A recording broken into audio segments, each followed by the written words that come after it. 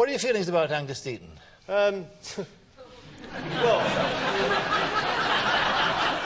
he never invited me to any of these parties, so I was sort of a bit upset by that, really. Well, it was all a bit difficult, wasn't it? You know.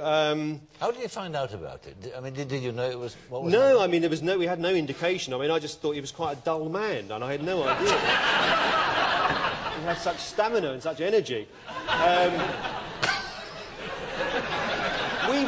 We were staying in Cornwall. We were doing Just a Minute on the radio for BBC Radio 4, and we recorded the show, and we were travelling around Cornwall on the Sunday, and we got to this hotel, and we checked in, and this was about 8 o'clock in the evening. I hadn't bought any papers or anything like that.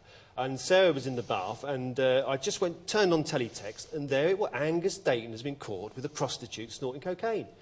And I thought, hang on a minute, I'll turn it off and put it on again. And I looked at it, and I went into Sarah in the bath. I said, you are never ever going to forget the moment you were when you heard what I'm about to tell you.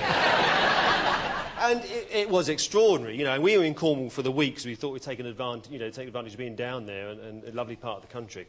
And I spoke to the production team during the week, and they said, well, Ian's thinking of taking a copy of the News of the World on with him. And I said, well, I'm thinking of having it printed up as a T-shirt. And they said, that sounds like a good idea. So we had it printed up as a T-shirt, so there was all that. So kind of we got through that next programme, because it was, you know, you have to make it funny if you can, and my instinct is to make things funny and to be funny.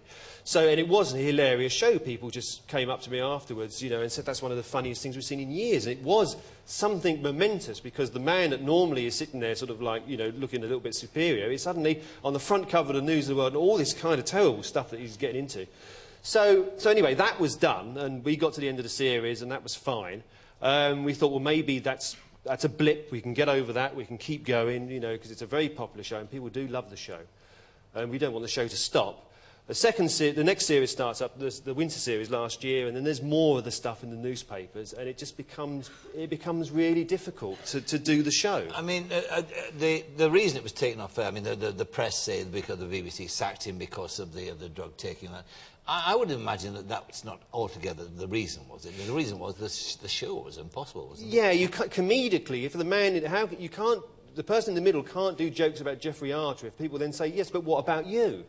And if you say that every time, like when Christine Hamilton comes on the show, and the producer had this idea, he said to me, whenever Angus mentions Christine Hamilton's husband, he's going to say the disgraced ex-Tory MP.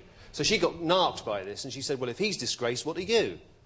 And all he can do is shrug his shoulders and say, well, yes, I suppose I'm disgraced. Yes. And you think, well, comedically, what can we do now? We can't keep talking about it, because it's not going to go away, and every guest that's going to come on is going to mention it, and then, you know, it's a nightmare. So the BBC made a decision, which I have to say that, you know, we all supported, because we thought it was the right one.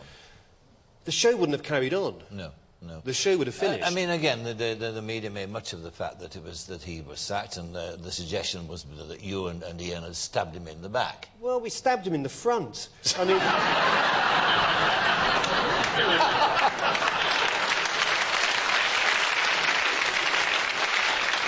You know, anyway, I mean, anyone who saw the shows, you know, over the years, you know, I always used to have a go at him and stuff, and he used to take it in good part and stuff. But, you know, in the last recording, I'm saying, well, perhaps you should just resign. I mean, it really was getting, you know, when the producer says to me, he says, look, I've had a conversation with Angus, those are the jokes he can't do this week, and these are the jokes he can do.